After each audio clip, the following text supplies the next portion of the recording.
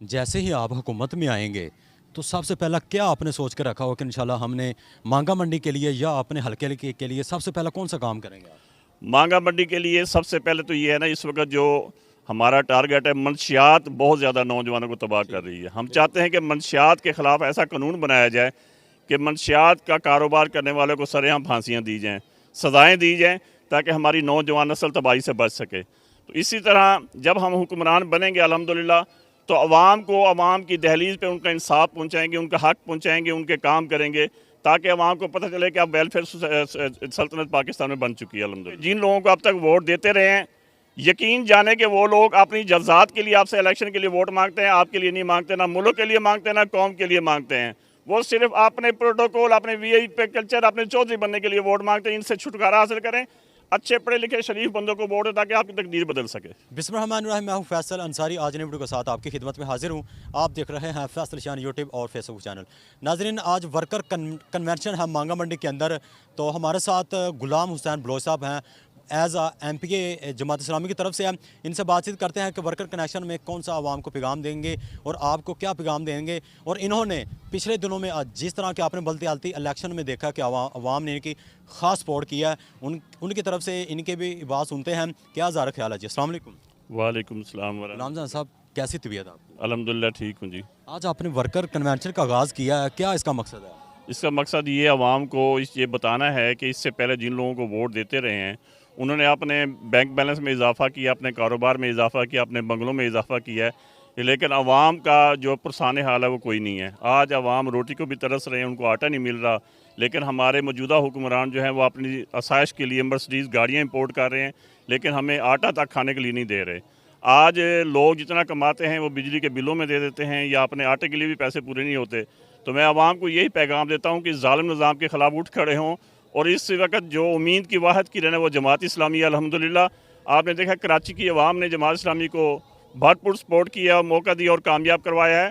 तो ये मुश्किल नहीं है। आज भी यहाँ मांगा मंडी की अवाम या PP 165 की अवाम भी हक़ की खातिर खड़े हो जाएँ और अच्छे लोगों को मुंतखब करें, नेक लोगों को मुंतखब करें, ताकि उनके मुल्क के हालात और उनके हालात बेहतर हो सकें। गुलाम हुसैन साहब, सादगी आपके ऊपर जच रही है, क्या इसका राज है? बस जी, ये नबी पाक सल्लल्लाहु अलैहि वसल्लम ने भी, हमारे खुलफाए राशिदीन ने भी अपनी सादा ज़िंदगी में हुक्मरानी की है और लोगों को सादगी के साथ लोगों के साथ पेश हुए हैं। तो ये जो VIP तर्ज़ हुकूमत है, यही हमारी तबाही का बायस है।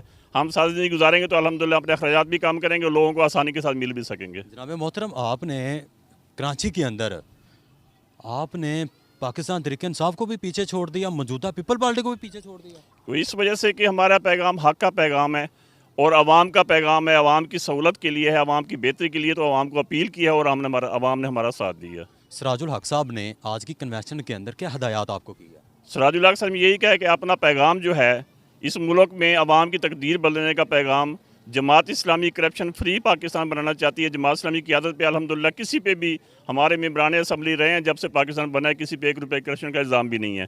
इसलिए हम चाहते हैं कि करप्शन से पाक की आदत मुंतखब करें, ताकि आपको पाकिस्तान का मुस्तकबिल संवार सकें। क्या इस वक्त जो मुअश्शत है पाकिस्तान के अंदर आपकी हुकूमत में, या जो आपने अपना मेयर मुकर्रर करना है, क्या फिर उनके बारे में आपकी सोच है?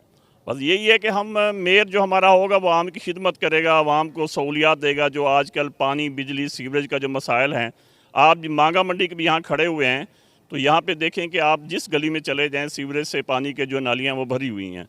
ये लोग मुंतखब होते हैं लेकिन आवाम के लिए काम नहीं करते। ये सिर्फ आपने तो जरूरी, इनका मकसद सिर्फ मुंतखब होना, ताकि हमें VIP कल्चर मिले, VIP प्रोटोकॉल मिले, आवाम जाने उसका काम जाने।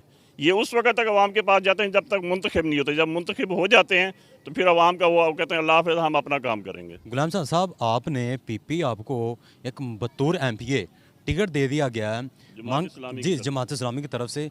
तो क्या आप समझते हैं मांगा मंडी के अंदर कौन कौन से काम होने वाले हैं? मांगा मंडी में देखें, जितना भी यहाँ पे सीवरेज का निज़ाम है वो सही तरीके से अगर हो तो कोई गली में पानी खड़ा नहीं हो सकता।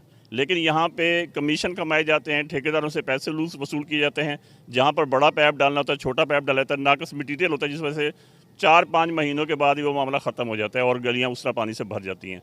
ईमानदारी के साथ, नेक नीति के साथ जो पैसा होगा आवाम की, वो गलियों में, सड़कों पर इंशाल्लाह अल्हम्दुलिल्लाह खर्च करेंगे। वो जैसे ही आप हुकूमत में आएंगे तो सबसे पहला क्या आपने सोच के रखा हो कि इंशाल्लाह हमने मांगा मंडी के लिए या अपने हल्के के लिए सबसे पहला कौन सा काम करेंगे आप?